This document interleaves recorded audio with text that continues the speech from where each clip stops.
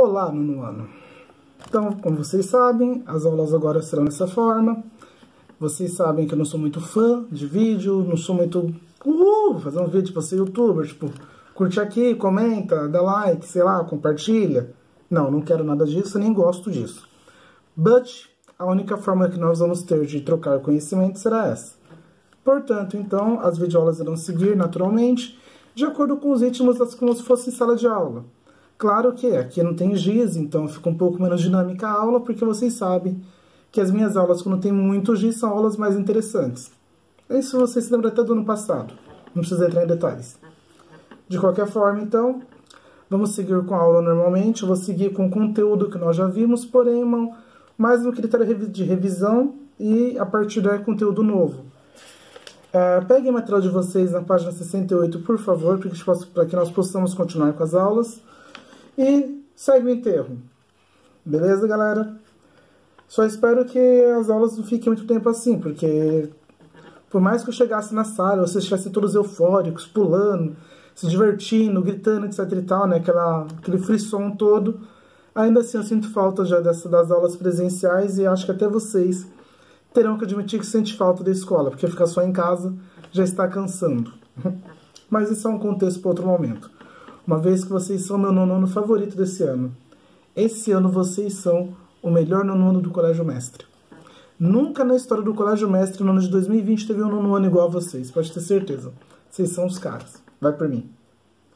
De qualquer forma, vamos lá então. Falávamos nas aulas anteriores de todo o contexto do mundo, a pré-globalização, na verdade, né, do mundo da Guerra Fria, da unificação da Alemanha, da queda do Muro de Berlim. Então agora o que acontece? Estou aqui na página 68, uma nova ordem mundial surgindo.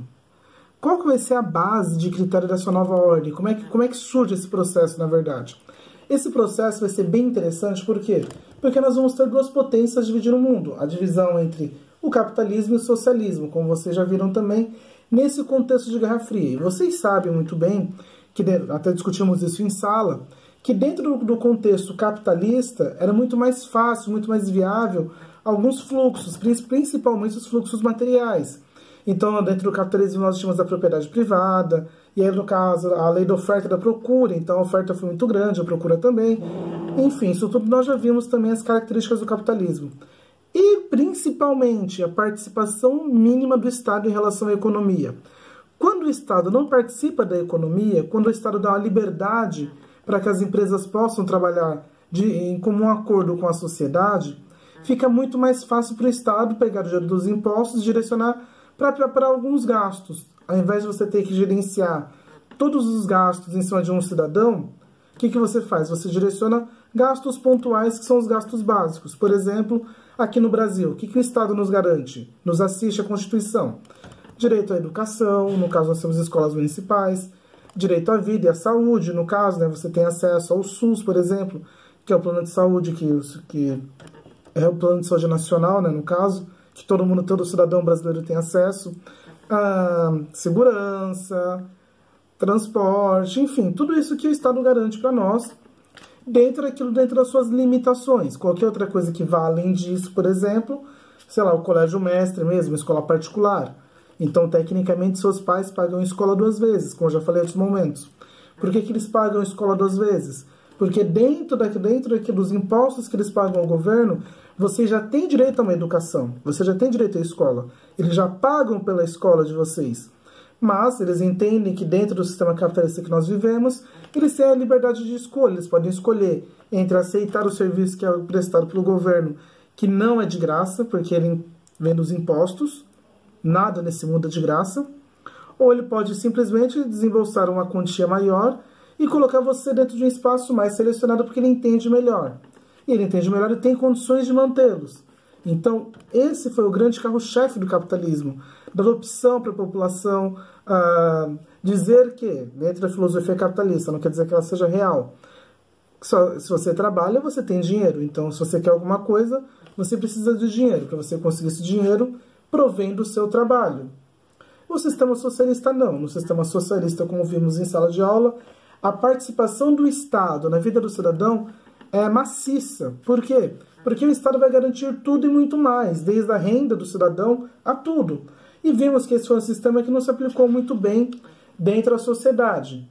Tanto que um dos fatores na queda do socialismo, que vamos ver agora aqui na página 68, que eclodiu na queda do Muro de Berlim, por exemplo, foi o quê? Foi o sucateamento soviético. A União Soviética, no caso, naquele período, ela não tinha condições de se sustentar e sustentar o sistema que está sendo imposto para ela.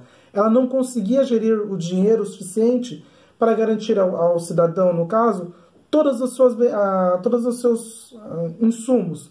No caso, tudo aquilo que ele consome realmente. O Estado não tinha condições de fazer isso. O Estado não conseguia mais fazer isso. Então, tudo que o Estado podia oferecer era simplesmente algo sucateado, algo ultrapassado. Então, isso gerou um certo colapso. Eu já estou na página 70. Que aí, no caso, nós vamos mostrar aqui, até na página 70, acho interessante que vocês grifem na apostila de vocês o primeiro e o segundo parágrafo.